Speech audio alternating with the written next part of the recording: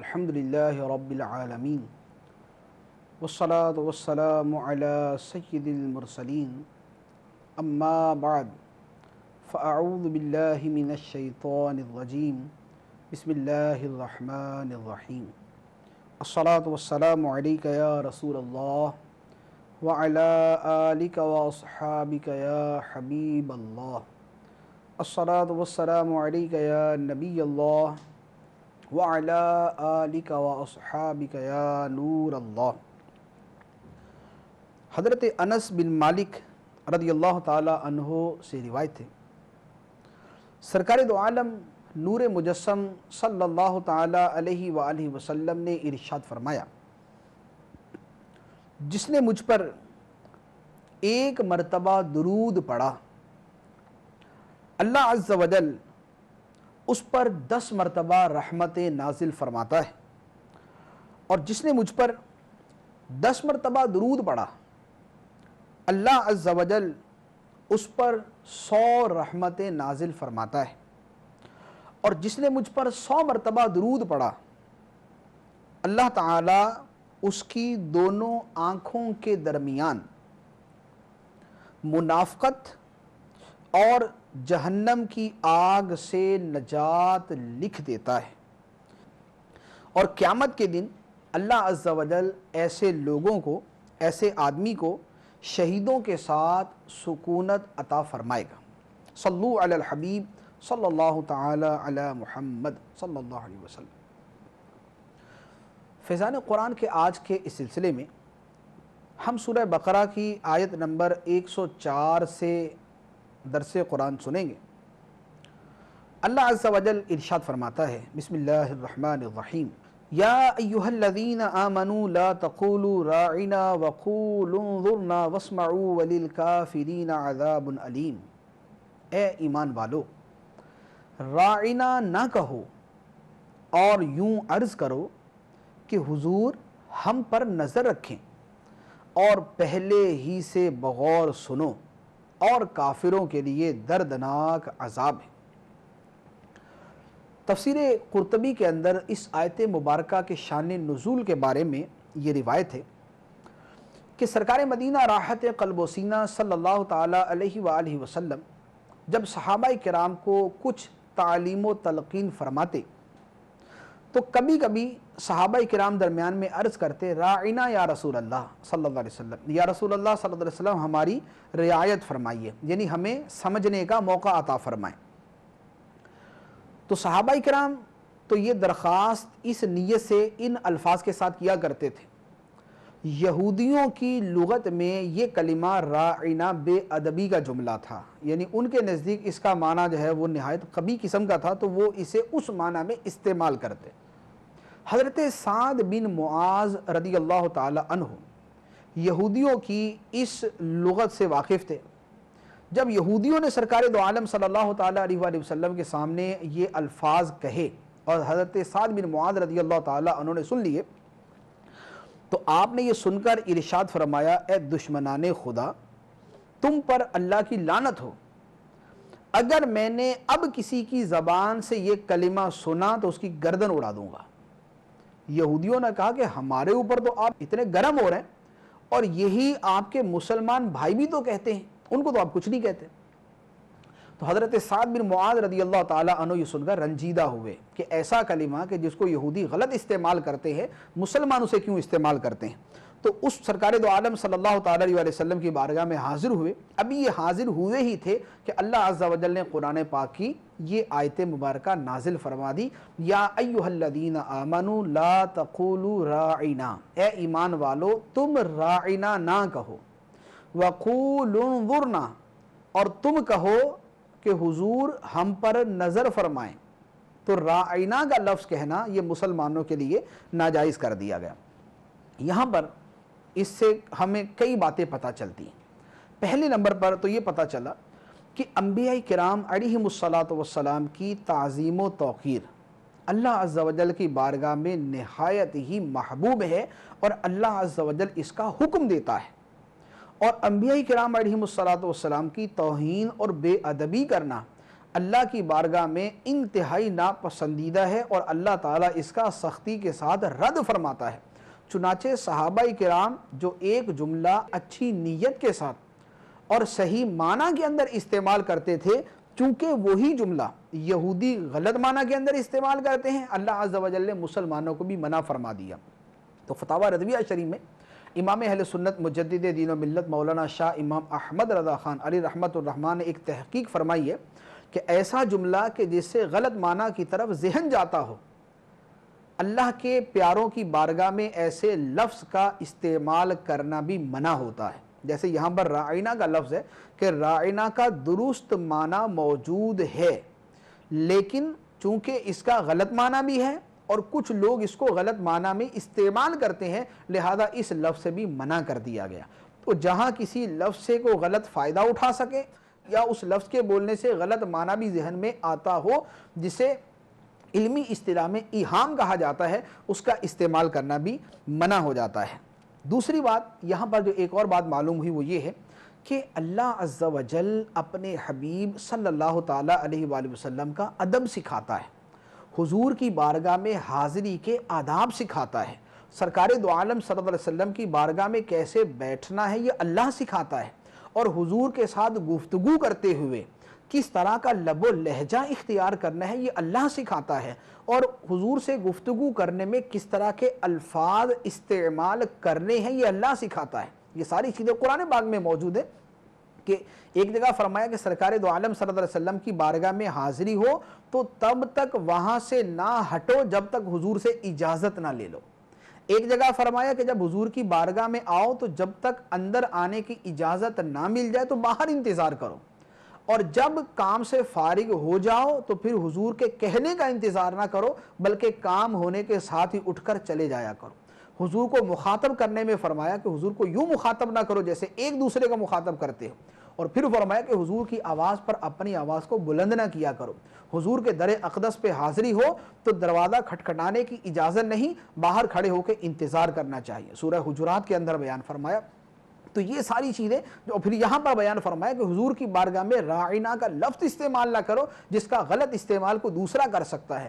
تو گویا بارگاہ مصطفی علی صاحبہ الصلاۃ والسلام کے آداب اللہ رب العالمین خود سکھاتا ہے، اس لیے کہ اللہ تعالیٰ کے سب سے بڑے حبیب، سب سے بڑے رسول اور اس کی بارگاہ میں سب سے مقرب ہستی ہمارے آقا و مولا صلی اللہ تعالیٰ علیہ وآلہ وسلم کی ہیں۔ اور پھر ساتھ ہی ارشاد فرمایا وَاسْمَعُوا، ایک تو حضور کی بارگاہ میں راعینہ کا لفظ نہ کہو، ضرورت پڑے تو انظر نہ کہو، اور اس کے ساتھ ارشاد فرمایا کہ حضور پر نور صلی اللہ تعالیٰ علیہ وآلہ وسلم کا کلام مبارک ہماتن گوش ہو کر سنو، یعنی انتہائی توجہ کے ساتھ سنو تاکہ تمہیں یہ کہنے کی ضرورت ہی نہ پڑے کہ حضور اپنا کلام دہرائیے، تو اس معاملے تک پہنچنے کی نوبت ہی نہ آئے۔ اور پھر فرمایا وَلِلْكَافِرِينَ عَذَابٌ عَلِيمٌ، اور کافروں کے لیے دردناک عذاب ہے۔ اب یہاں پر کافروں کا جو لفظ بیان فرمایا اس سے اشارہ اس بات کی طرف ہوتا ہے کہ انبیاء کرام علیہ السلام کی جناب اقدس میں بے ادبی کرنا کفر ہے، کہ جو بے ادبی کرنے والے ہیں وہ کافر ہیں اور کافروں کے لیے دردناک عذاب ہے۔ اس کے بعد ارشاد فرمایا ما یود الذین کفروا من اہل الکتاب والمشرکین ان ینزل علیکم من خیر من ربکم واللہ یختص برحمتہ من یشاء واللہ ذو الفضل العظیم۔ اے مسلمانوں، نہ تو اہل کتاب کے کافر چاہتے ہیں اور نہ ہی مشرک کہ تمہارے اوپر تمہارے رب کی طرف سے کوئی بھلائی اتاری جائے، حالانکہ اللہ جسے چاہتا ہے اپنی رحمت کے ساتھ خاص فرما لیتا ہے، اور اللہ بڑے فضل والا ہے۔ مفسرین فرماتے ہیں کہ یہودیوں کی ایک جماعت نے مسلمانوں کے ساتھ اپنی بڑی خیر خواہی کا اظہار کیا کہ ہم تمہارے بڑے خیر خواہ ہیں، بڑی محبت کرتے تم سے، تمہاری بھلائی کے چاہنے والے ہیں۔ تو اللہ عز و جل نے مسلمانوں کو بیان فرما دیا کہ اہل کتاب اور مشرک یہ دونوں تمہارے خیر خواہ نہیں ہو سکتے۔ ما یود الذین کفروا من اہل الکتاب ولا المشرکین، کہ نہ تو اہل کتاب اور نہ ہی مشرکین یہ چاہتے ہیں ان ینزل علیکم من خیر من ربکم، کہ تمہارے اوپر تمہارے رب کی طرف سے کوئی خیر اترے۔ تو لہٰذا اگر یہ تمہارے ساتھ ظاہری طور پر خیر خواہی کا برتاؤ کرتے ہیں تو تم انہیں دلی طور پر اپنا خیر خواہ نہ سمجھو۔ تو کافروں کے ساتھ مسلمانوں کے تعلقات کی نوعیت بھی یہ ہے کہ شریعت نے بہت ساری چیزوں کی اجازت عطا فرمائی ہے۔ کافروں کے ساتھ کاروبار ہو سکتا ہے، ان کے ساتھ ٹریڈنگ ہو سکتی ہے، لین دین ہو سکتا ہے، معاملات ان کے ساتھ ہو سکتے ہیں، معاشرت ان کے ساتھ ہو سکتی ہے، لیکن دلی طور پر انہیں ان کے ساتھ خیر خواہی کرنا یا انہیں اپنا خیر خواہ سمجھنا اس سے منع فرمایا گیا۔ تو ظاہری طور پر اگر کفار مسلمانوں کے ساتھ خیر خواہی کا اظہار بھی کرتے ہیں، اپنے ظاہری عمل سے یہ بتاتے ہیں کہ ہم بڑے خیر خواہ ہیں، تو حقیقت میں ان کا اس میں کوئی مفاد ہوتا ہے، اور وہ مفاد پہلے پتہ نہیں چلتا، ایک وقت گزرتا ہے، ایک عرصہ گزرتا ہے تو پتہ چل جاتا ہے کہ اس مفاد کے پیش نظر وہ ہمارے خیر خواہ بنے ہوئے تھے۔ تو اللہ تعالیٰ کا جو فرمان ہے وہ برحق ہے کہ اہل کتاب اور مشرکین یہ کبھی ہمارے خیر خواہ نہیں ہو سکتے۔ ہاں ظاہری طور پہ ان سے تعلقات جہاں تک رکھنے کی اجازت ہے اتنے تعلقات ان کے ساتھ رکھے جائیں۔ پھر اس کے بعد ارشاد فرمایا ما ننسخ من آیت او ننسها نأتی بخیر منها او مثلها الم تعلم ان اللہ علی کل شیء قدیر۔ جب ہم کوئی آیت منسوخ کرتے ہیں یا لوگوں کو بھلا دیتے ہیں تو اس سے بہتر یا اس جیسی اور آیت لے آتے ہیں۔ اے مخاطب، کیا تجھے معلوم نہیں کہ اللہ ہر شے پر قادر ہے؟ یہاں اس آیت مبارکہ میں جو مسئلہ بیان فرمایا یہ بہت ہی اہم مسئلہ ہے، علمی اعتبار سے بھی اور ہمارے مسلمانوں کے اعتبار سے بھی، اس لیے اس کے ایک ایک جز کے اوپر میں کلام کرتا ہوں۔ پہلے نمبر پہ اس آیت میں جو مسئلہ بیان ہوا وہ ہے نسخ کرنے کے بارے میں، یعنی اللہ تعالیٰ اپنے بعض احکام کو منسوخ فرما دیتا ہے۔ پہلے ایک حکم ارشاد فرماتا ہے، کچھ عرصے کے بعد اس حکم کو تبدیل فرما دیتا ہے۔ تو یہ جو پہلے کے حکم کو تبدیل کر دینا ہے اسے نسخ کہا جاتا ہے۔ اب ظاہری اعتبار سے تو وہ تبدیلی ہی لگتی ہے، حقیقت میں کیا ہے؟ نسخ کا معنی تفسیر خازن کے اندر بیان فرمایا سابقہ حکم کو کسی بعد والی دلیل شرعی سے اٹھا دینا۔ سابقہ حکم کو، گزشتہ حکم کو کسی بعد والی دلیل شرعی سے اٹھا دینا، اس کا نام نسخ ہے۔ اور حقیقت میں نسخ کیا ہوتا ہے؟ حقیقت میں نسخ یہ ہوتا ہے کہ اللہ عز و جل نے ایک حکم بیان فرمایا اور اس حکم کی ایک مدت ہے، یعنی اللہ تعالیٰ نے فرما دیا کہ یہ کام کرنا ہے، مثال کے طور پہ یہ کام کرنا ہے، اور اب اس کے ساتھ یہ بھی ہے کہ یہ کام 10 سال تک کرنا ہے۔ اب ہمیں یہ تو فرما دیا کہ تم نے یہ کام کرنا ہے، لیکن کب تک کرنا ہے یہ اللہ کے علم میں تو ہے، لیکن ہمیں نہیں بیان فرمایا۔ پھر جب وہ وقت گزر جاتا ہے جس وقت تک کے لیے اللہ تعالیٰ نے وہ حکم بیان فرمایا ہوتا ہے تو اللہ تعالیٰ دوسرا حکم نازل فرما دیتا ہے۔ دوسرا حکم جب آ جاتا ہے تو اس سے ہمیں پتہ چل جاتا ہے کہ پہلے حکم کی مدت یہاں تک تھی۔ تو حقیقت میں یہ پہلے حکم کو منسوخ کرنا اس اعتبار سے نہیں ہے کہ پہلے حکم کو ختم کر دیا گیا، بلکہ حقیقت میں اس کی مدت ہی اب تک کے لیے تھی۔ اب دوسرا حکم آنے سے یہ پتہ چل گیا کہ وہ حکم اس وقت تک کے لیے تھا، پہلے نہیں پتا تھا، اب اس کا پتہ چل گیا۔ تو نسخ کی حقیقت یہی ہے۔ یہاں جو آیت مبارکہ بیان فرمائی گئی ہے ما ننسخ من آیت او ننسها نأتی بخیر منها او مثلها الم تعلم ان اللہ علی کل شیء قدیر، اس آیت مبارکہ کا شان نزول کچھ اس طرح ہے کہ قرآن پاک نے جب سابقہ شریعتوں کو اور بہت سے احکامات کو منسوخ فرمایا تو اس سے کفار کو بڑی وحشت ہوئی، طرح طرح کے اعتراض کرنے لگے۔ ان اعتراض کرنے والوں میں یہودی بھی شامل تھے، ان اعتراض کرنے والوں میں مشرک کافر بھی شامل تھے۔ مشرک کافر تو یہ اعتراض کرتے تھے کہ ان کا خدا اچھا ہے، کبھی کوئی حکم دے دیتا ہے، کبھی کوئی حکم دے دیتا ہے، یعنی اس کا مطلب تو یہ ہوا کہ پہلے ایک حکم دیتا ہے، بعد میں تجربے سے پتہ چلتا ہے کہ یہ تو حکم غلط دے دیا، لہذا دوسرا دے دیتا ہے۔ ان کے اعتراض اس قسم کے تھے۔ اور یہودیوں کے اعتراض یہ تھے کہ اللہ تعالیٰ نے ایک شریعت جب نازل فرمائی ہے تو اس کو کیسے منسوخ فرما سکتا ہے، کیسے منسوخ کرے گا اس کو؟ تو یہودیوں اور مشرکوں سب نے چونکہ اس پر اعتراض کیا تو اللہ عز و جل نے اس کا یہاں پر جواب ارشاد فرمایا کہ ناسخ بھی اللہ کی طرف سے ہے اور منسوخ بھی اللہ کی طرف سے ہے، جو حکم بدلا گیا وہ بھی اللہ کی طرف سے ہے، جو نیا حکم آیا وہ بھی اللہ کی طرف سے، اور یہ پہلے ایک حکم دینا، ایک وقت کے بعد دوسرا حکم دینا، یہ ساری اللہ تعالیٰ کی حکمتیں ہیں اور اس میں لوگوں کی مصلحت اور لوگوں کا فائدہ ہے۔ تو جو ایک حکمت اور مصلحت والا کام ہے اس میں اللہ تعالیٰ پر کیسے اعتراض کیا جا سکتا ہے؟ اب اس کی مثال دیتے ہوئے صدر الافاضل مولانا نعیم الدین مراد آبادی رحمۃ اللہ علیہ نے ایک بڑی ہی پیاری دلیل ارشاد فرمائی ہے. اس دلیل کا خلاصے کے ساتھ اس کو عرض کرتا ہوں. فرمایا کہ کائنات میں مشاہدہ کیا جاتا ہے کہ اللہ تعالیٰ دن سے رات کو منسوخ کرتا ہے. دن آتا ہے تو رات منسوخ ہو جاتی، گرمی آتی ہے تو سردی منسوخ ہو جاتی ہے، جوانی آتی ہے تو بچپن منسوخ ہو جاتا ہے، بیماری آتی ہے تو تندرستی منسوخ ہو جاتی ہے، بہار آتی ہے تو خزاں منسوخ ہو جاتی ہے. جب یہ تمام نسخ و تبدیل اللہ کی قدرت کے دلائل ہیں تو ایک آیت اور ایک حکم کے منسوخ ہونے میں کیا تعجب ہے؟ یعنی جب اتنے سارے نسخ کائنات میں صبح و شام اور دن رات جاری ہیں تو اللہ تعالیٰ ایک آیت کو منسوخ فرما دے یا ایک حکم کو منسوخ فرما دے تو اس میں کون سی تعجب کی بات؟ اللہ تعالیٰ کی قدرت. تو کفار کا اعتراض تو جہالت اور ناسمجھی کی وجہ سے تھا. اب دوسری طرف جو دوسرا گروہ یہودیوں کا ہے، یہودیوں کے اعتبار سے جو جواب ہے وہ یہ ہے کہ یہودیوں کو تو یہ اعتراض کرنا ہی نہیں چاہیے کہ منسوخ ہونا ہو ہی نہیں سکتا. یہ کیسے ہو سکتا ہے یہ منسوخ ہو جائے؟ یہودیوں کو یہ اعتراض اس لیے نہیں کرنا چاہیے کہ بہت سے احکامات کا منسوخ ہونا خود یہودیوں کی شریعت میں موجود ہے. مثال کے طور پر حضرت آدم علیہ السلام کے زمانے میں بہن اور بھائی کا آپس میں نکاح ہوتا تھا، کیونکہ جو بھی اولاد تھی وہ حضرت آدم علیہ السلام کی اولاد تھی. بہن اور بھائی کا نکاح ہوتا تھا. بعد میں بہن بھائی کا آپس میں نکاح کرنا حرام قرار دے دیا اور شریعت موسوی تورات شریف کے اندر بھی بہن بھائی کے نکاح کو حرام قرار دیا گیا.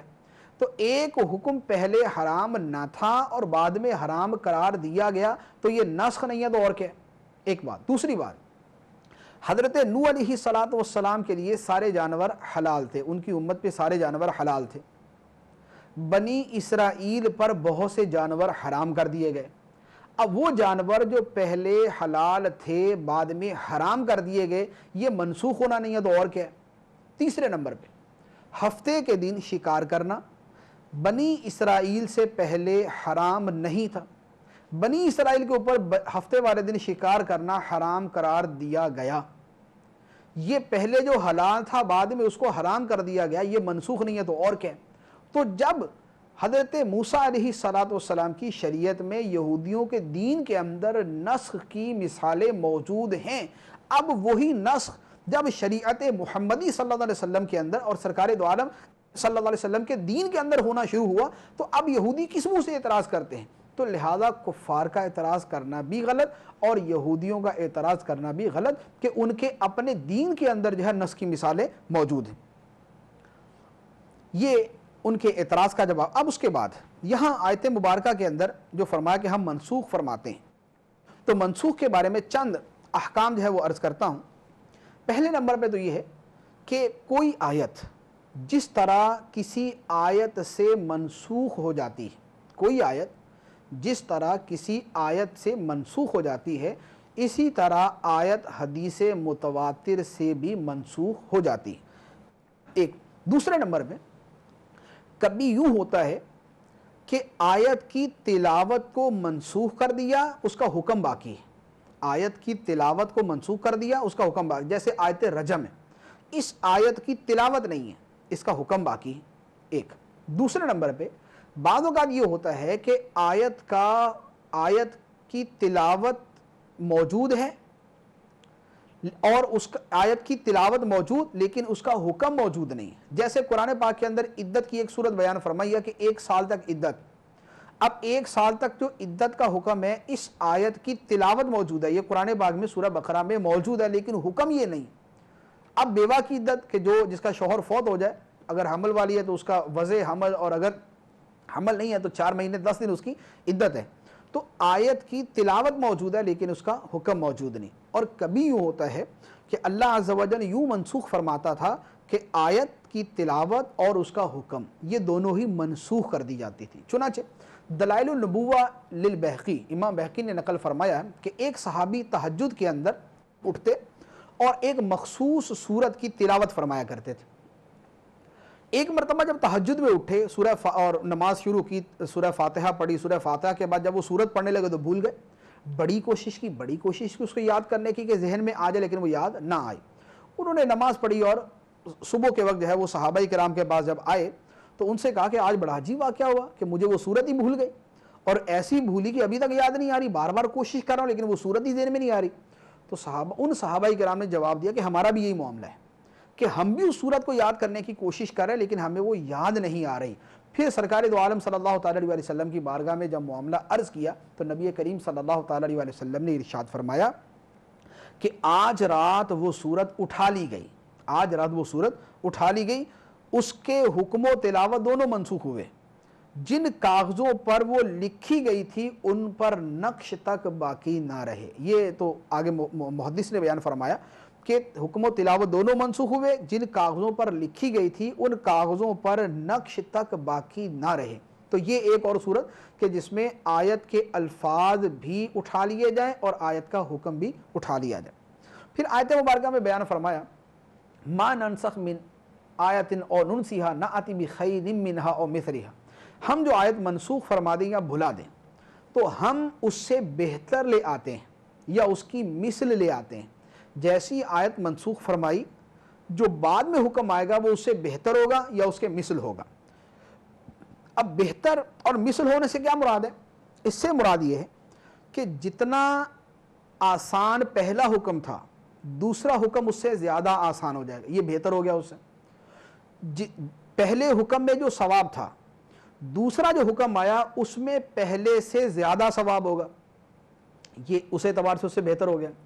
اور جیسا حکم پہلے تھا جتنی سہولت والا اتنی سہولت والا دوسرا ہے، جتنا ثواب پہلے تھا اتنا ہی ثواب اب ہے. تو یہ ہے کہ اسی کی مثل آیت کو لایا گیا. اس کی مثال مفسرین کرام نے بیان فرمائی. پہلی مثال، پہلے قرآن پاک کے اندر حکم فرمایا گیا کہ تم کفار سے جہاد کرو اور اپنے سے 10 گنا لشکر تک سے لڑنا پڑے گا. یعنی حکم یہ تھا کہ دشمن کا لشکر اگرچہ 10 گنا زیادہ ہو تب بھی ان سے لڑائی کرنی ہے، بھاگنے کی اجازت نہیں.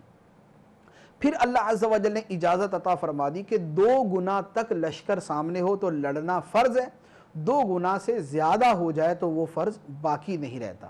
تو اب یہ حکم پہلے حکم سے زیادہ آسان ہے تو یہ اس سے بہتر ہے بے اعتبار آسانی کے.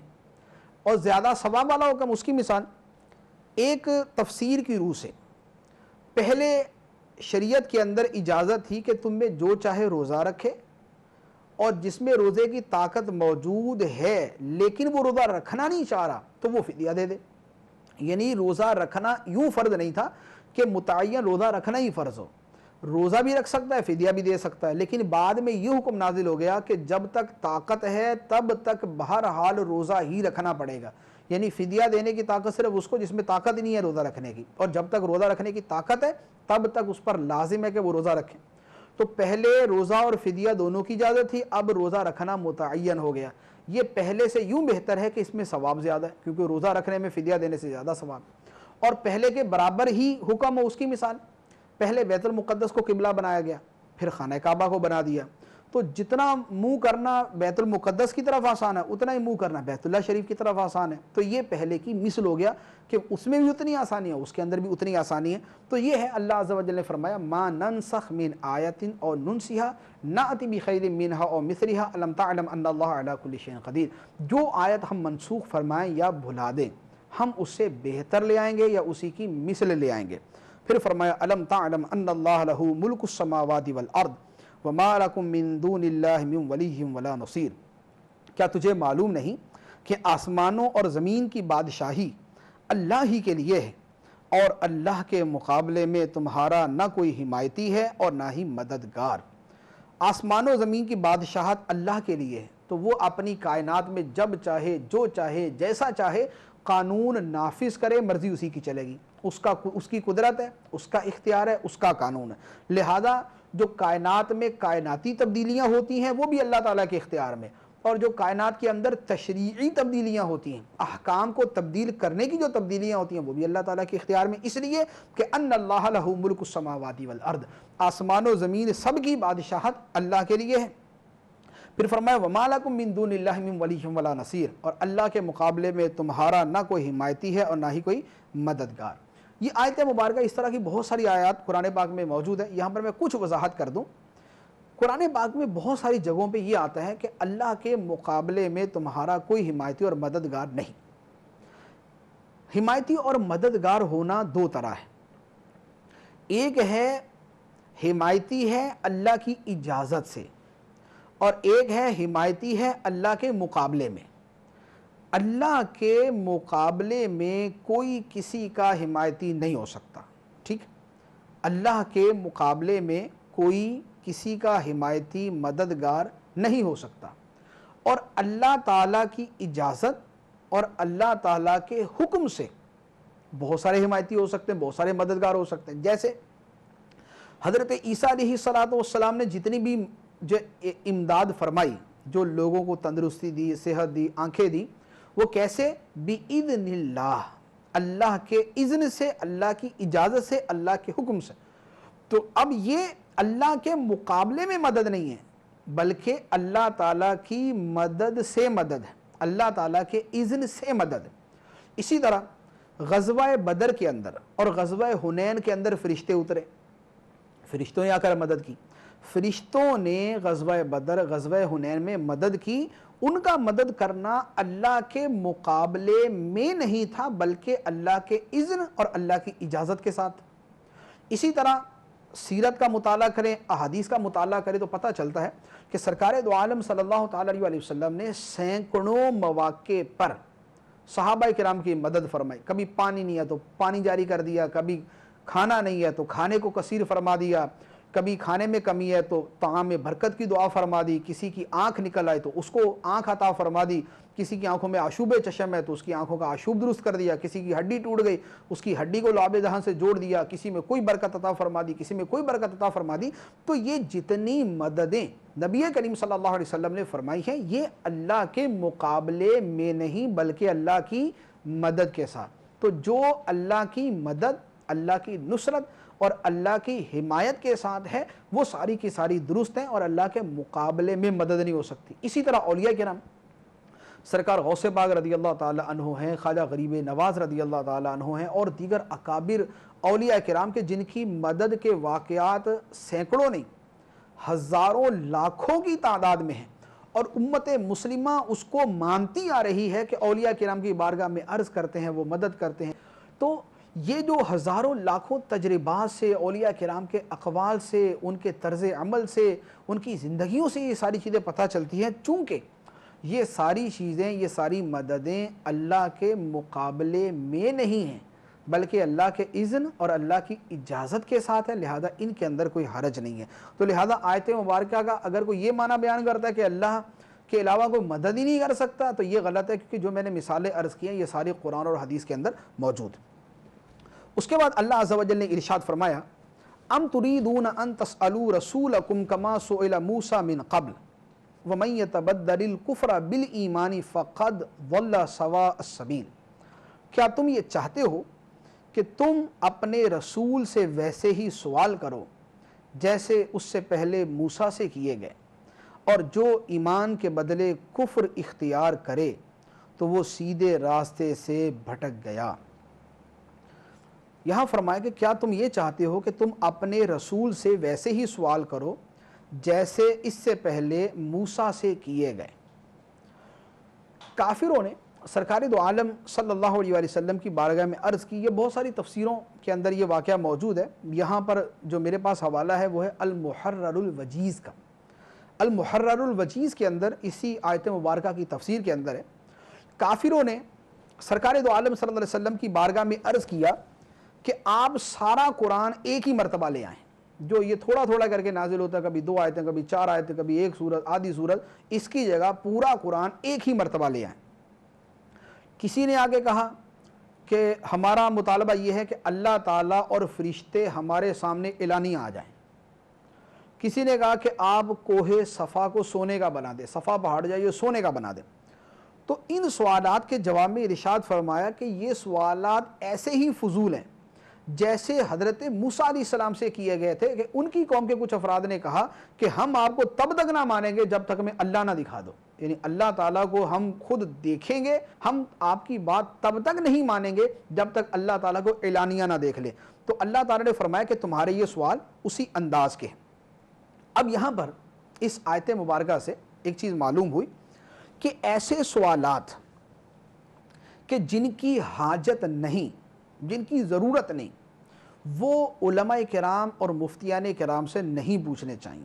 بعض لوگوں کی عادت ہوتی ہے کہ ایک فضول مشغلے کے طور پر نت نئے سوال بناتے رہیں گے، عجیب و غریب سوالات سوچتے رہیں گے اور ان کے بارے میں پوچھتے رہیں گے۔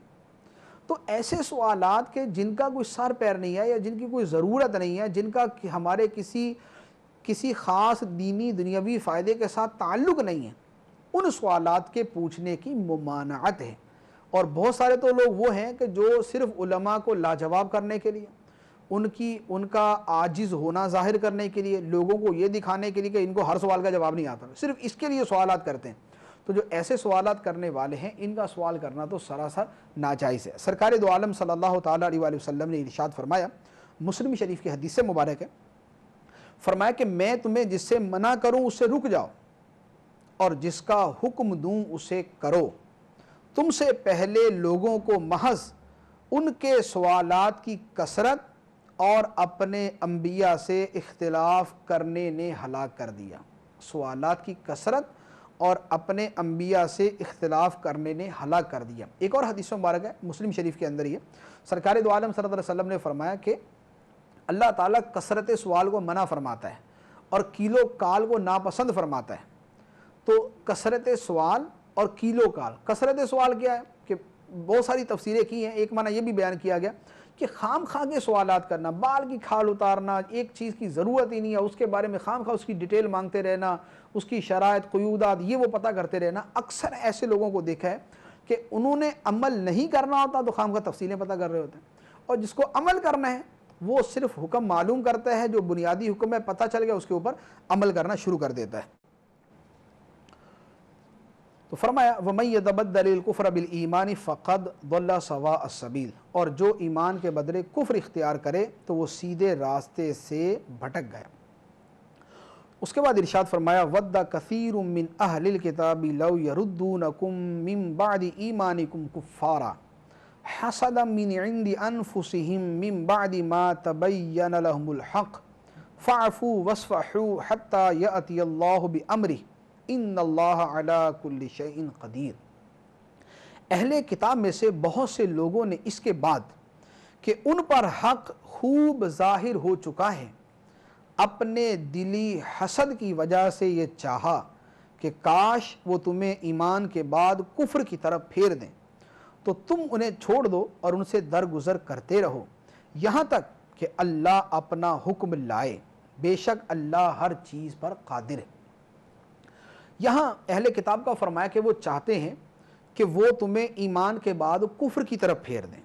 اس آیت مبارکہ کے شان نزول میں تفسیر خازن کے اندر ہے، فرمایا کہ جنگ احد کے بعد یہودیوں کی ایک جماعت نے حضرت حذیفہ بن یمان اور حضرت عمار بن یاسر رضی اللہ تعالی عنہما کو معاذ اللہ مرتد ہونے کی دعوت دی کہ تم مرتد ہو جا، دیکھو ہار تو گئے، شکست کھا لی، حق پہ ہوتے تو فتح نہ حاصل کرتے، اتنے مارے جاتے، کیا ہو گیا تمہارے ساتھ؟ تو اس طرح کی باتیں کر کے ان کو اسلام سے پھیرنے کی دعوت دی۔ ان بزرگوں نے حضرت حذیفہ بن یمان اور حضرت عمار بن یاسر رضی اللہ تعالی عنہما نے سختی کے ساتھ رد کر دیا، ان کی دعوت کو رد کر دیا کہ معاذ اللہ ہم حضور کا دامن چھوڑ دیں، اسلام چھوڑ دیں، ایسا کبھی نہیں ہو سکتا۔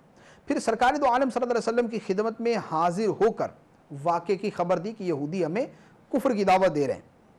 تو سرکار دو عالم صلی اللہ تعالیٰ علیہ وسلم نے ارشاد فرمایا تم نے بہتر کیا اور فلاح پائی۔ اس پر یہ آیت مبارکہ نازل ہوئی اور فرمایا گیا وَدَّ كَثِيرٌ مِّنْ أَهْلِ الْكِتَابِ لَوْ يَرُدُّونَكُم مِّن بَعْدِ إِيمَانِكُمْ كُفَّارًا، اہل کتاب میں بہت سے لوگ یہ چاہتے ہیں کہ کاش کہ تمہیں ایمان کے بعد کفر کی طرف پھیر دیں۔ اور اب یہ اہل کتاب کیوں چاہتے ہیں، تمہیں کفر کی طرف کیوں پھیرنا چاہتے ہیں؟ فرمایا حَسَدًا مِّنْ عِندِ أَنفُسِهِمْ، اپنے دلوں کے حسد کی وجہ سے۔ تمہارے مسلمان ہونے پر ان کو حسد ہے، ان کے دل میں جلن ہے، نبی کریم صلی اللہ تعالیٰ علیہ وسلم کے آخری نبی ہونے پر ان کو جلن ہے، اس جلن اور اس حسد کی وجہ سے تمہیں وہ معاذ اللہ مرتد بنانا چاہتے ہیں۔ اور پھر یہ ان کی کوششیں کب ہیں؟ من بعد ما تبین لہم الحق، بعد اس کے کہ ان کے لیے حق ظاہر ہو چکا، یعنی ان کو حقیقت معلوم ہے، ان کو حقیقت معلوم ہے، لیکن اس کے باوجود، حقیقت معلوم ہونے کے باوجود حسد کی وجہ سے یہ تمہیں پھر کفر کی طرف بلا رہے ہیں۔ تو پتہ چلا کہ حسد ایسی بیماری ہے کہ حسد کے بعد اگرچہ پتہ بھی ہو، اگرچہ معلوم بھی ہو کہ حق یہ ہے، حسد کی وجہ سے آنکھوں پہ پٹی آ جاتی، اور حسد کے اندر آدمی اندھا ہو کر دوسرے کا نقصان چاہتا ہے۔ اسی لیے شریعت نے حسد کو حرام قرار دیا اور حسد کی شدید مذمتیں بیان فرمائے۔ ابو داؤد شریف کی حدیث مبارک سرکار دو عالم صلی اللہ تعالیٰ علیہ وسلم نے ارشاد فرمایا کہ حسد سے بچو، وہ نیکیوں کو اس طرح کھا جاتا ہے جس طرح آگ خشک لکڑی کو کھا جاتی، آگ خشک لکڑی کو کھا جاتی ہے، حسد نیکیوں کو اس طرح کھا جاتا ہے۔ تو حسد جو ہے یہ بہت ہی برا وصف اور بہت ہی قبیح عادت ہے۔ اور حسد کیا ہے؟ حسد ہے کہ کسی سے نعمت کے زائل ہو جانے کی تمنا کرنا، یہ تمنا کرنا کہ اس کی نعمت زائل ہو جائے۔ اس کی صورت جیسے کاروبار اچھا ہے تو یہ تمنا کرنا کہ اس کا کاروبار میں نقصان ہو جائے، مالدار ہے یہ تمنا کرنا کہ یا اللہ اس کا مال ختم ہو جائے، گاڑی ہے اچھی کسی کا بعد یہ تمنا کرنا یا اللہ اس کی گاڑی چوری ہو جائے، گاڑی کا نقصان ہو جائے، چھن جائے اس سے۔ تو یہ تمنا کرنا کہ دوسرے کا نقصان ہو جائے، دوسرے سے نعمت زائل ہو جائے، اس کا نام حسد۔ ہاں ایک حسد کی صورت ہے کہ کوئی شخص ایسا ہے کہ اپنے مال و دولت کی وجہ سے ظلم کرتا ہے، بد مذہبی پھیلاتا ہے، اس کے بارے میں یہ تمنا کرنا ہے کہ یا اللہ اس کا مال ختم ہو جائے تاکہ اس مال کے ذریعے جو ظلم کرتا ہے وہ ختم ہو جائے، یا اس کا مال ختم ہو جائے کہ اس مال کے ذریعے جو یہ بد مذہبیت پھیلا رہا ہے وہ ختم ہو جائے۔ تو ایسی تمنا کرنا یہ حسد مذموم کے زمرے میں نہیں آتا، بلکہ ایسی تمنا کی جا سکتی۔ اب ایسے لوگوں کے بارے میں کہ جو اس طرح کی حرکتیں کرتے تھے، سرکار دو عالم صلی اللہ علیہ وسلم اور صحابہ کرام کو فرمایا گیا فَاعْفُوا وَاصْفَحُوا حَتَّى يَأْتِيَ اللَّهُ بِأَمْرِهِ، کہ آپ ان کو چھوڑ دیں اور ان سے درگزر کرتے رہیں یہاں تک کہ اللہ اپنا حکم لے آئے۔ کیا حکم لے آئے؟ یعنی جہاد کے حکم نازل ہونے سے پہلے فرمایا کہ ان کی اس طرح کی سرکشیوں اور حرکتوں پر ان کو چھوڑتے رہو۔ پھر جب جہاد کا حکم آ گیا تو وہ پہلے والی آیات اور پہلے والے احکام منسوخ ہو گئے۔ اسی آیت مبارکہ سے ایک بات جو ہمارے سامنے آتی ہے وہ یہ ہے کہ کفار کوشش کرتے رہتے ہیں کہ لوگوں کو ایمان سے کفر کی طرف پھیر دیں، اور یہ تب سے لے کر اب تک جاری ہے۔ ابھی بھی بڑے بڑے ممالک کے اندر بڑی بڑی تنظیمیں بنتی ہیں، بڑی بڑی NGOs بنتی ہیں جن کا مقصد یہ ہوتا ہے کہ مسلمانوں کا ایمان کمزور کریں، مسلمانوں کے اندر بد عملی کو عام کریں، ان کے ایمان کو ختم کرنے کی کوشش کریں اور ان کو کفر کی طرف لانے کی کوشش کریں۔ ان سب کے جواب میں وہی کرنا چاہیے جو حضرت حذیفہ بن یمان اور حضرت عمار بن یاسر رضی اللہ تعالی عنہما نے کیا کہ ہم ہرگز دامن مصطفیٰ صلی اللہ تعالی علیہ وآلہ وسلم نہیں چھوڑ سکتے۔ اللہ عز و جل ہمارے ایمان کی حفاظت فرمائے، آمین بجاہ النبی الامین صلی اللہ تعالی علیہ وسلم۔